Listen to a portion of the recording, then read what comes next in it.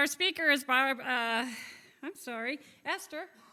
I know who's speaking today. Esther Juarez, and she's coming from Sacramento, California.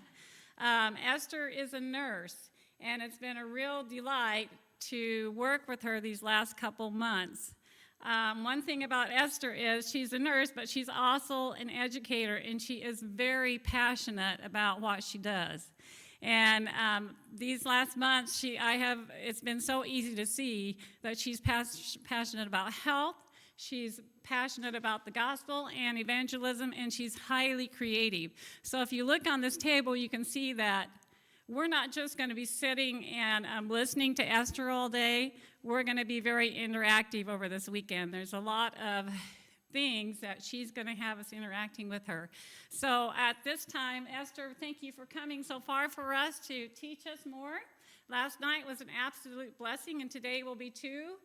She's going to do a presentation this morning, and then after this presentation, there'll be about a 10 or 15-minute intermission before she does our 11 o'clock service. So at this time, we'll turn it over to Esther.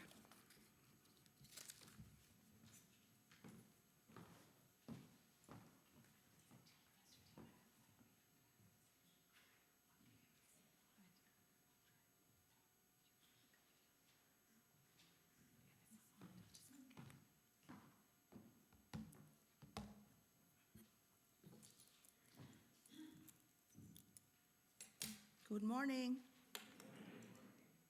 Let me connect here.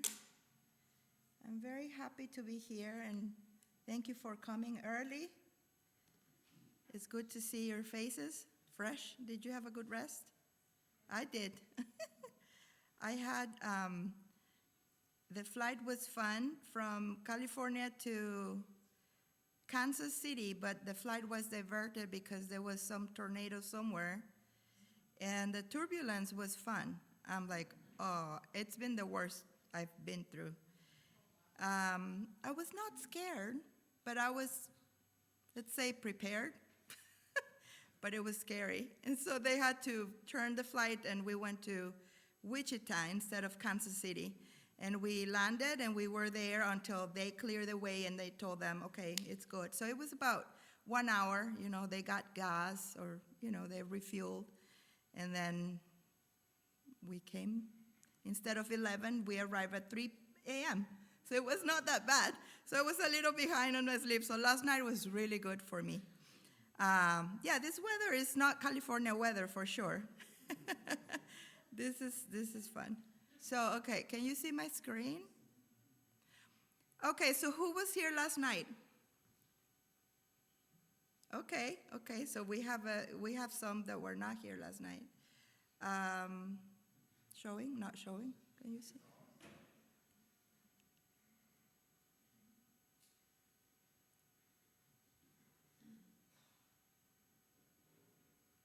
Let's see. Oh yeah, there you go, okay. All right, so last night we went over why are we here? What's the reason we're gonna be learning some things this weekend? We have been learning. We started last night with the introduction, but I wanna review. So for those of you who were here last night, let's share with the ones who were not here last night. So they told you I'm a nurse, but I'm actually a teacher in my heart. So I feel like I'm more like a teacher than a nurse, but I'm both. So a teacher likes interaction, right? So when I ask you, you answer. So feel free to ask questions, raise your hand. And this is Sabbath school, right? So not so much as a sermon. So last night, we learned that there's the most important thing, or the only thing we're taking to heaven is what? Our character. And the character is defined, the moral character is formed of two things. What are the two things? What is character? Character and personality is not the same thing. The character is who you are. Your character, actually the Greek word is with X and K, like character. Character means a seal. That's your seal, that's who you are. And it's formed of two things: your thoughts, your thinking, and your feelings. And we're going to learn this morning that feelings and emotions is not the same. Huh? You thought it was synonym? No. Feelings and emotions, what did I say? Is not the same thing. Emotions are a physiological response. For example, you're walking and then there's someone kicking a puppy. What would you feel? Happy? You'll be angry. Immediately you'll be angry, right? Automatically. That's an emotion. So you're going to respond, and that's in the limbic system. And the emotion has to be controlled by who? By you. Because when you have an immediate emotion, the emotion should not control you. But you need to, with your intellect, with your moral character, that's your frontal lobe, that's the moral between good and bad. Should I slap the man? Should I kick him too because he's kicking the puppy? Should I start a fight over this? What is my decision? I have about 90 seconds to decide. So when you're driving and someone is being mean to you, right? Has that happened to you? You get angry because they're being, very impatient and mean to you. So you immediately get angry. You have only 90 seconds to decide how are you going to handle either your anger. So emotions are what? Physiological response. So they're automatically, because you're not made of wood. You're a human being, right? So we'll talk more about that.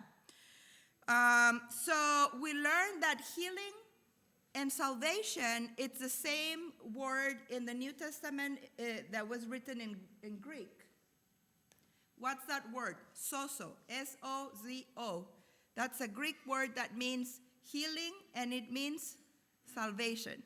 So when the Bible is telling us that God wants to save you, it's actually telling us that God wants to heal us. So the whole world is hurting, and the whole world needs healing. So every time I say healing, think I'm saying salvation. You cannot separate healing from salvation. You cannot separate salvation from healing. So it's one concept, and we need to learn the blending, the connection between the two. Okay? So character is the main thing that we should work on this. We should worry. We should, every day we should pay attention to the building and the strengthening and the improvement of our character. And that's why we're here. And that's why we're going to learn water treatments. What? Is nutrition important for your character? Yes. Did you know that? Because everything we say, everything we intake, everything we see, everything we hear, everything we eat, every decision is going to be shaping our character every day. So the natural laws, okay, if I throw something, what's going to happen?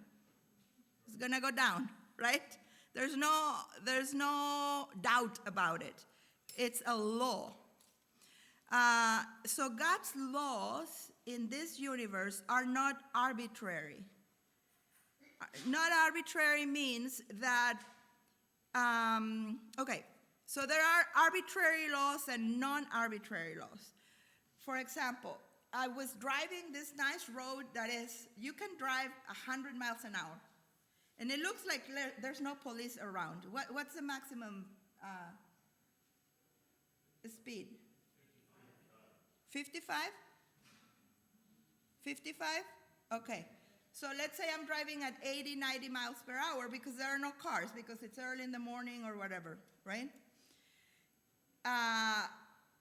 What's going to happen?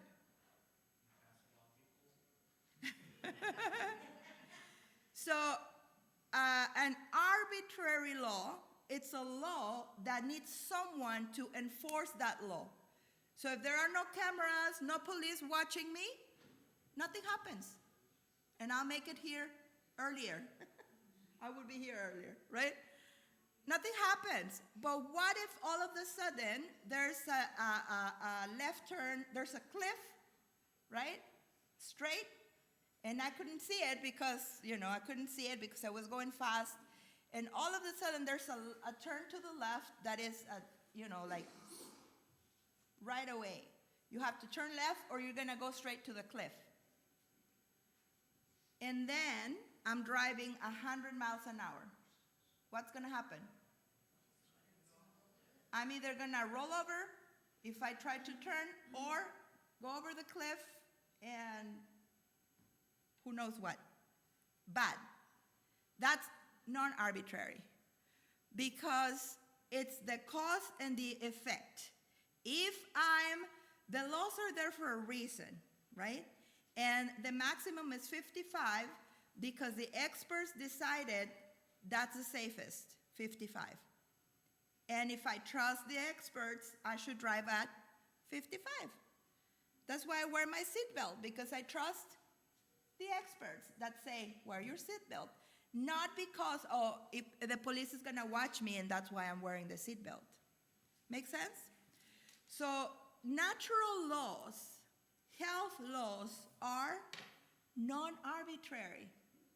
Whatever you do is going to have an effect. Yes? And the key and the common denominator with the health principles is circulation. Good circulation, good equals good health.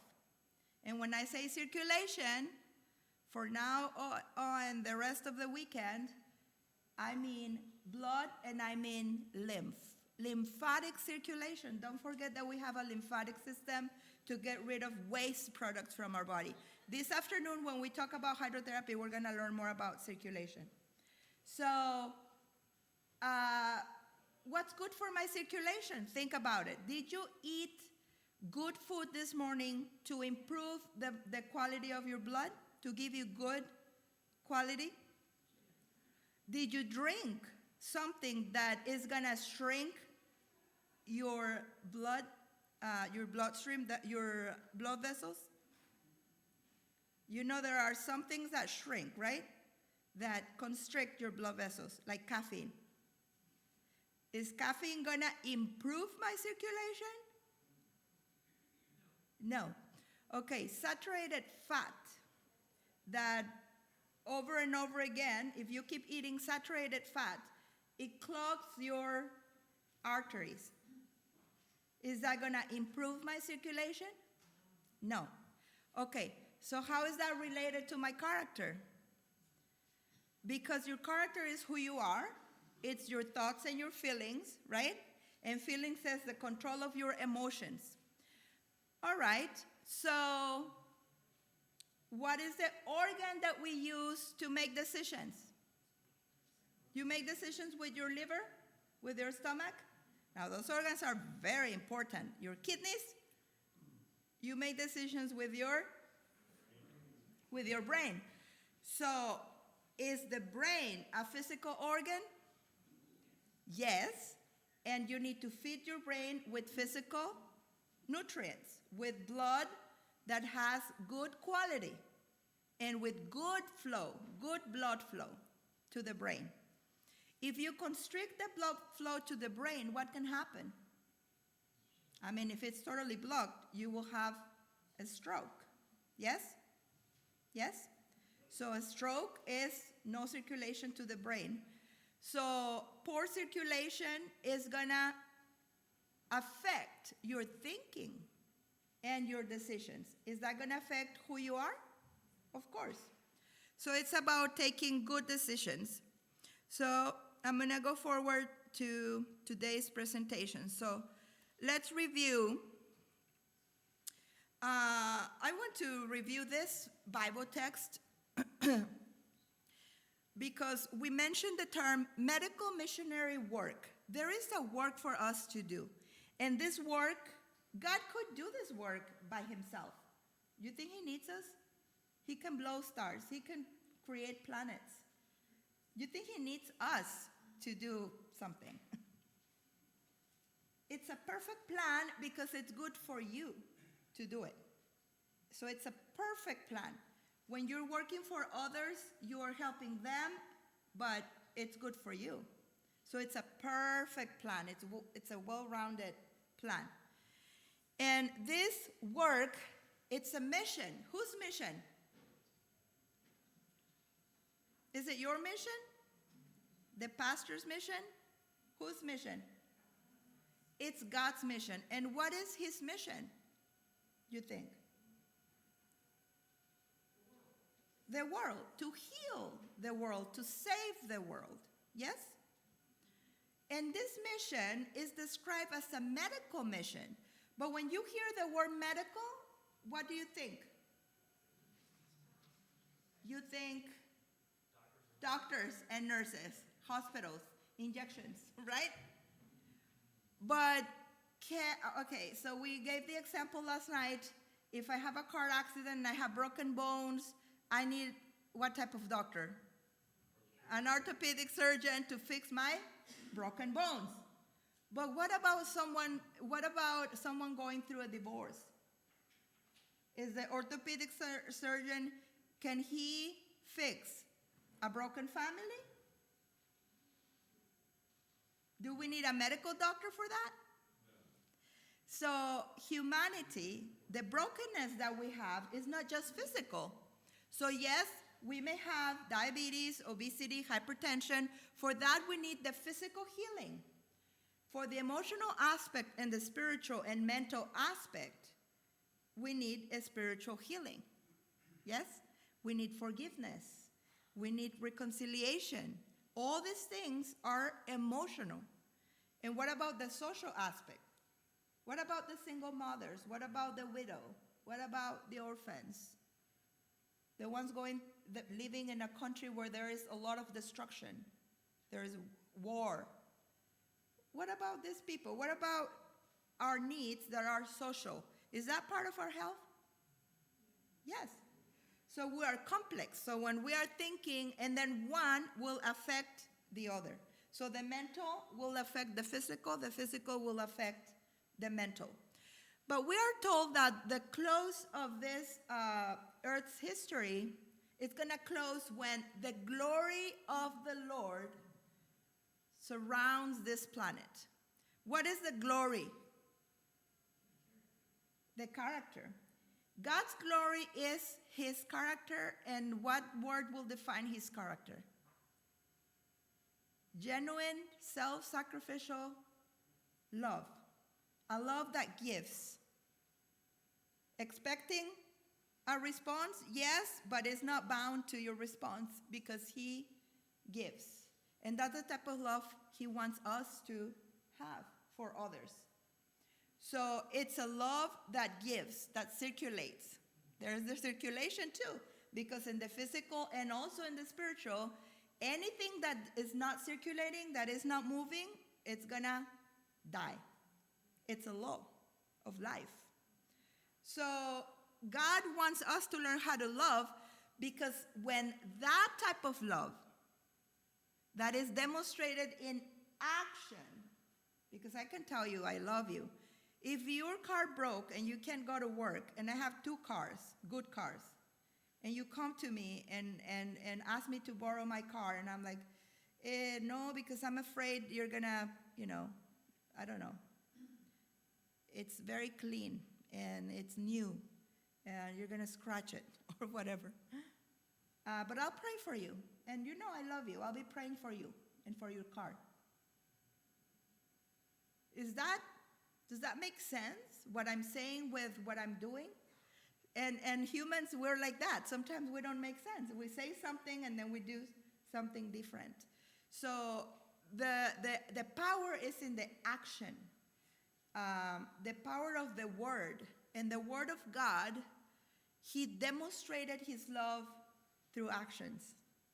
Or did he just send the Bible and say, I love you, follow the instructions, and then You'll be fine. I'll see you in heaven. Huh? Is that what he said? What did he say? I'm going to demonstrate to you, and I'm going to come down all the way to you, to your level even, right? All the way down from heaven, so that I can walk side by side with you. You can see how it's done, what it means to love. So the way I walk, you walk. Follow me, right? And he sends who? Who came from heaven? Jesus himself. So he comes with a mission. He's a missionary, right? With a mission to save, to heal. How did he do it?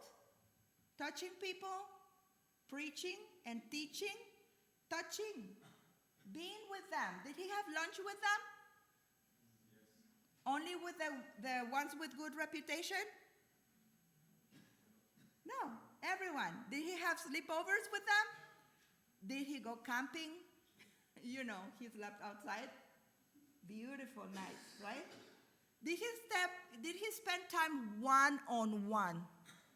Or did he say, oh, no, I don't have time? Because, you know, sometimes they invite me to give trainings, and they want another speaker because we have longer trainings, like for a week. And I've had the opportunity of inviting someone who said, it depends how many. So if it's less than 100, they won't come. God doesn't go by numbers, because one is worth his life. So one is worth his time. Now, when you give your time, can you get it back? No. When you donate your time, it's the greatest love. You're giving your life. One time my husband said, I would die for you. And I said, I don't want you to die. I want you to live for me. That's harder than dying. Dying is easy. But living for someone, giving your life, means to give your time. Anyone here with extra time? Right? It's a sacrifice. And that's why we need what? Love. Okay, so we're going to share today, if Crystal can help me with the folders. The red folders are in the suitcase.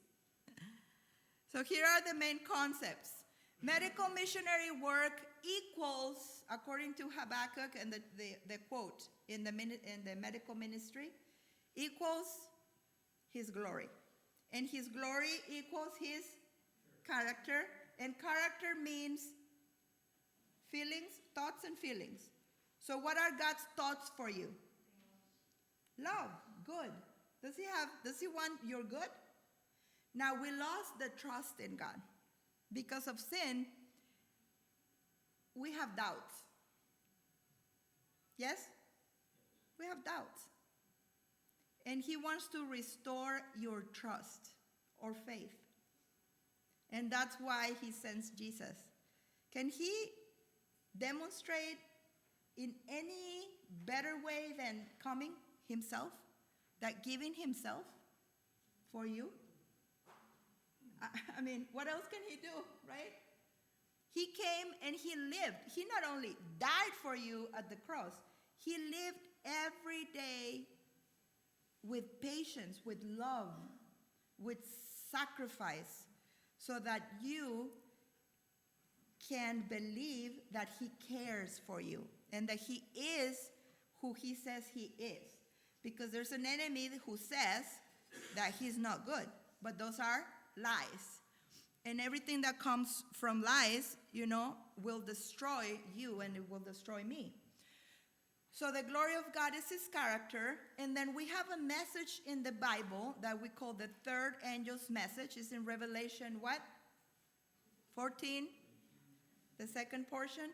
And the first angel is fear God, give glory to him. Second angel says, and third angel says, Do not get, it's a warning message. Do not get the mark of the beast. And people say, oh, it sounds scary, but do you understand what it's talking about? It says, do not reflect a counterfeit God. Because Lucifer in heaven says, I want to be like God. I want to be good by myself. I don't need God. God doesn't care for my well-being. I can be independent. Little rebel, hey, rebellion. And there was this debate of ideas. And what happens is that God shows the truth through Jesus. And in the third angel's message, which is equal to righteousness by faith, it's telling you God is love.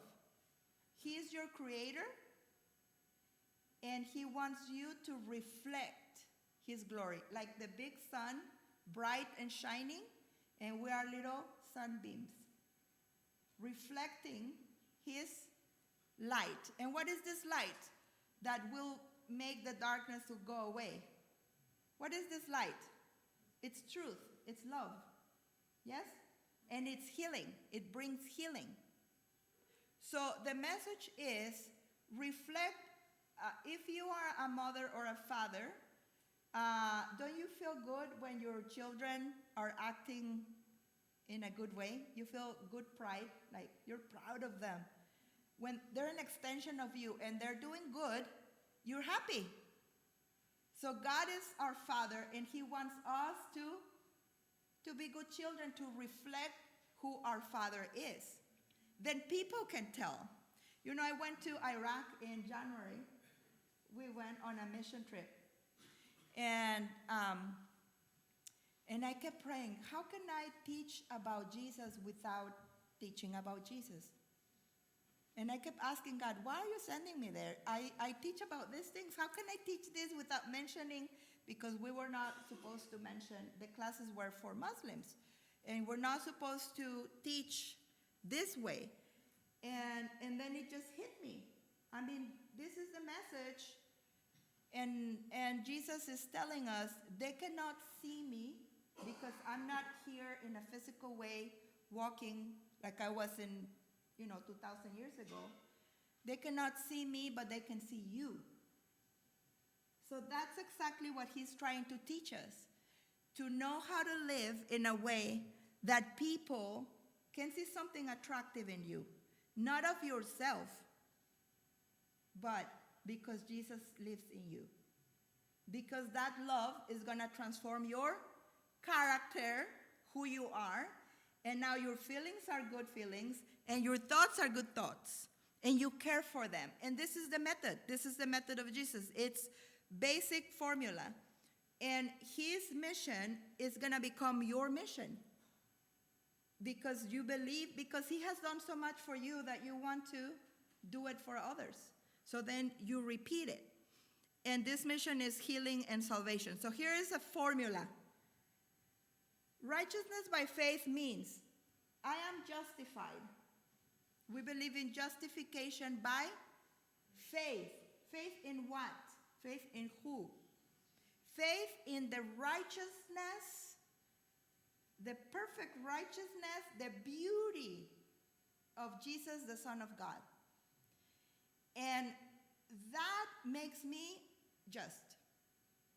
I am justified by his life, and I rest in him. And here's the symbol of the Sabbath, because the Sabbath is a day of what? Rest. Not just physical rest, because we should keep the Sabbath Sunday, Monday, Tuesday, Wednesday, every day of the week. Because God is teaching you to trust in him. Or do I have to make the money? Who gives me the job? Who gives me the strength in my legs to walk to work every morning? Who? Or do I believe that I have the power on my own?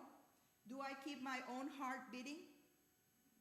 When I go to bed, all my body functions keep working, right? The hormones, the repairing, the melatonin, it's beautiful. beautiful. It's fascinating. The more we study the human body, and God is keeping this body alive. Every second. Do you have to worry about it? I mean, you should. Take care of it. But we don't have to worry about it because God is the one who is sustaining our life. Do we trust him? Do we trust the money? Ooh. We need the money, but who owns the money? Right? But we make little gods, minor gods, that become idols because we believe this is stronger than the Creator. Because we are limited in our thinking. But when we trust that the same way Jesus lived on this earth to demonstrate God's love, and he wants me to live that same way. Did he reflect his Father? Did he have the seal of God? And where is the seal of God in the Bible? On your forehead. Why is it on the forehead? Why is not back here in the cerebellum? Or here on the temporal lobe? Huh? Where the frontal lobe will be judgment. Right here, you make decisions with your frontal lobe. That's the area of the brain that makes decisions. Every day you're making decisions. Even, okay, I'm thinking bad. You don't have to do something, just your thoughts. You have to learn to submit your thoughts. Sometimes we even get tired of, this keeps coming to my mind. I don't want to think that way, right? And then you have to control your thinking.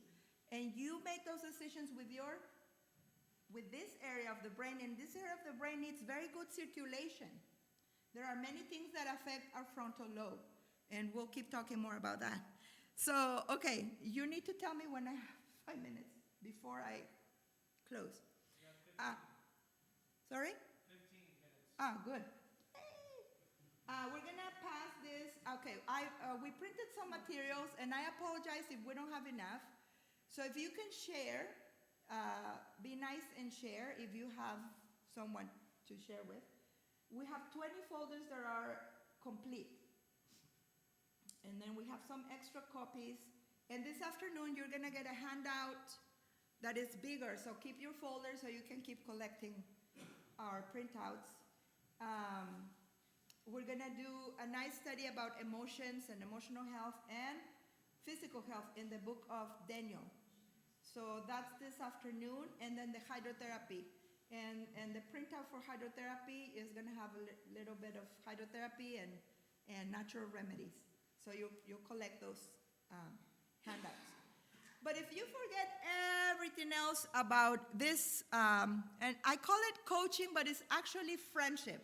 Do we need a class to learn how to be friends? Or we're all so friendly? Yes, right? Friends. You like to have friends? Do you have friends? What does it mean to be a friend? Was Jesus a friend? Did he call us friends? I love that. Because a friend, is a friend judgmental? You like a friend who is judging you and giving you like a spirit of condemnation? Do you like a friend who doesn't believe in you, doesn't believe you can do it? Or you like a friend who is encouraging? Huh? So this is what we're going to study this morning. And here's the thing. We have life and death. And these are two choices that are presented to us every day. Every day. You don't think about it, but every day, two options are presented to you. Life and death. And God tells you, choose life. So you don't think about it. But when I'm deciding, should I eat the apple or should I eat the apple pie? Nothing against apple pie, but you know what I mean. Okay, the soda. Should I drink the soda or should I eat my apple? Is that a decision? Is it life and death decision? Oh, Esther, you're being too extreme. Oh, Esther, don't be radical. Am I being radical? Because long term, everything is going to have a consequence. Every choice I make today is going to have a result in the future. Yes or no? Everything we say, everything we decide to do or not do today is going to have a consequence. And I want to tell you a story. You like stories? When I was in the Pathfinder Club, we were between 10 years old and 15. And back in Mexico, we were camping. And there was this beautiful river. And my best friend, she was about maybe 13 years old, and I was about 9 or 10 years, I was 10 years old. And she didn't know how to swim. She was older, stronger than me, taller than me, but she did not know how to swim. And I was a good swimmer. I always loved swimming. And we were in the river, but the water was like up to here, but it was a big club. Back in Montemorelos University is a big church. So it was like 100 children. So yes, we have our supervisors, but too many. And we were swimming, playing in the water, and we were playing, but then we had the great idea, or not, to let ourselves go because the water was running nicely. It's a big, good-sized river. And so we started just allowing ourselves to just, flow with the water, and then it started getting deeper, deep. And all of a sudden, there was a riverbank that went around like this, and there was a how do you call it? Whirlpool? Anyway, the water pulled us down. I didn't even know those things exist. It was a strange, I can remember like it was yesterday because it was the scariest ever. The water swallows you down, and it was strong. Down, and I look up, the water was very clear, and I could see the water, and my friend was on top of me, kicking me on my head. So I was trying to swim back up, but she was pushing me down. The immediate thought is, we don't have much time. We need to do something. It keeps swallowing me down. And I pray, maybe 1 or 2 words, right? God help. And then I get the idea of, instead of, I cannot keep swimming up because she's kicking me down. I think of her. I know she's desperate. And I know that she doesn't know how to swim. And I can feel she's desperate the way she's kicking me. I make the decisions, and I know the idea was from God. I believe so. To swim in a diagonal. Instead of going up, go that way, following the water, and getting away from my friend who's kicking me down, right? But am I gonna just abandon her? No. So I start swimming, and I kick her with my leg, like telling her, grab my leg, and she get the memo, and she grabbed my leg. And then I swim with all my strength. The water helped me, God helped us, and we got up. And we're alive, thank God. Why do I like to tell this story? Because here is the analogy. In this world, some people have better skills than others. Some people understand life better than others, and some people have those skills. And if you have those skills, you should help others. And when we are working with people around our community, I want you to think, do I know how to swim or not? Can I help them or not? Now, in some situations, you're going to be the one drowning, and you will love someone who can come and help you get out of the problem. Yes or no? And this is how it should work. This is why we have a church. This is why we are planted in a community, right? Because you cannot pay thousands of dollars for an evangelist to come. I mean, you can, and thank you for paying my flight. What I'm saying is the work for this community is not for someone from Sacramento, it's for you. And I'm supposed, now, it's not the pastor or the Bible worker who is supposed to work, it's the members, everyone. Now, I'm talking about the church, but in your house, you are like a little lighthouse as well. Your family should give life to the community around you, and that's how it's supposed to work. But somehow in our culture, some people don't even know who you don't talk to people next to you, next door, right? Even in church, you come and say, good morning, how are you? Good. Happy Sabbath, happy Sabbath. How are you? Good. And we're all smiling. Everyone is good. I'm not saying you come to share all your problems no, but we should take care of one another. Friendship, like Jesus, care, genuine compassion. And this is the method of Jesus. So this is the analogy. Who was in trouble in the water? We're both drowning. It doesn't matter if you know how to swim or not. We're all in trouble or not. Yes, we're all in trouble. We were both between life and death. We both wanted to live, but one had the skills.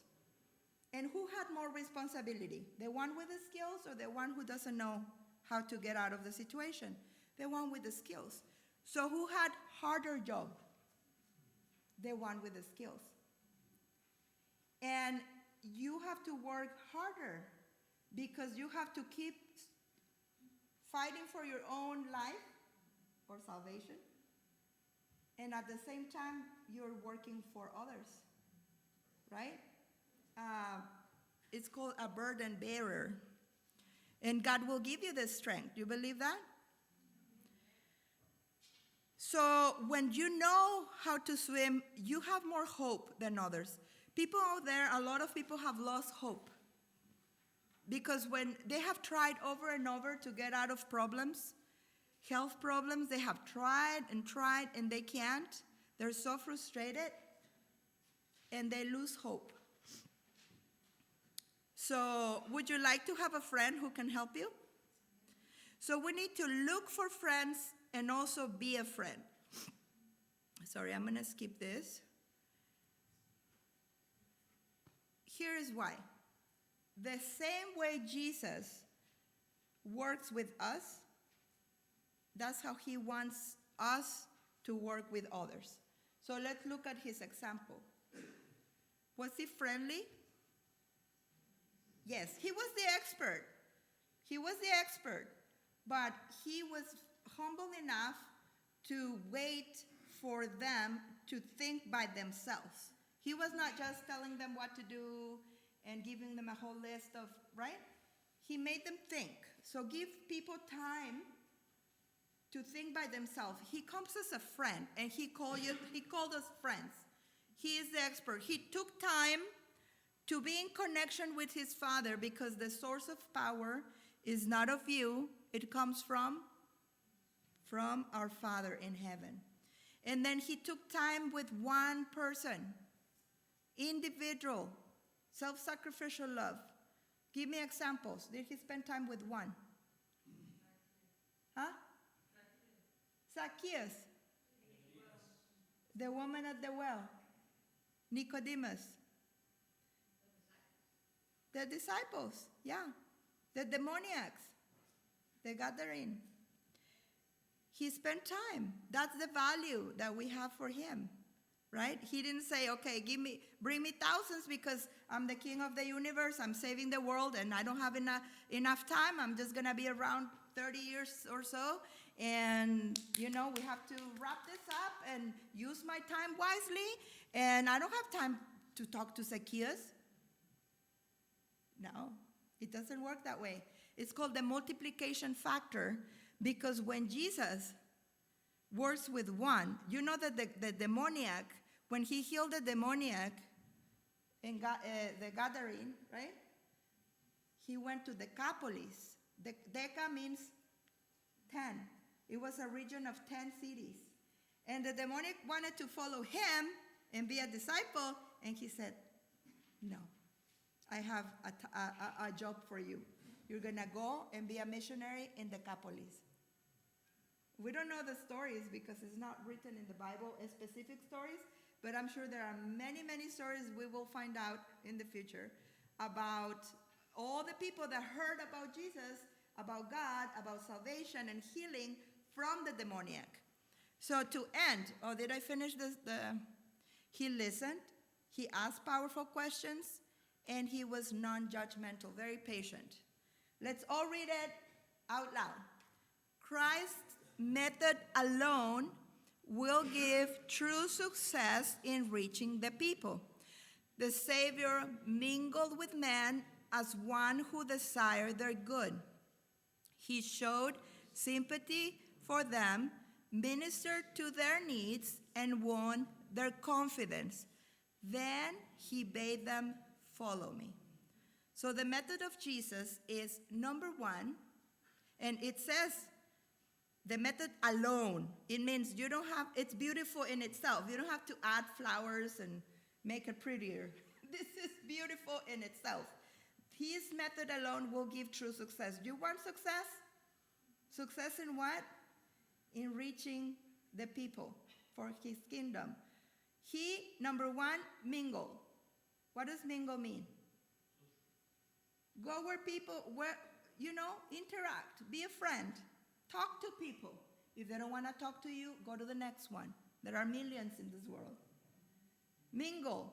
How do you mingle? As one who genuine, desire their good. It's their agenda, not my agenda. I want you to lose weight. What if I have other needs? It's your agenda, not what I want for you. Yes, I want their salvation, I want their healing, but hold on, desire their good, their agenda, minister to their needs, show sympathy. What is sympathy? Compassion. Compassion. For that, we need a miracle in our hearts because we're a little selfish. Is it just me? We need compassion. We need compassion and patience with those who are not very nice, right? Because they need Jesus, but I also need Jesus. So he's working in my character. It's character building to work with others. We get polished like this. So minister to their needs, and then that's going to win their confidence. And this is why we're going to learn this afternoon how to give a massage, how to touch people, how to give a treatment, a nice foot bath. How can I massage their feet to win their confidence? Because when we're working with their body, if they have pain, back pain, and their back pain is going to be relieved, because you love them, right? You're giving your time and your skills. You're going to win their confidence. And then God is going to invite them to follow him. That's the method. That's it. It's simple, right? We make it more complex. It's actually simple. So thank you for your attention, and I'll see you after the break.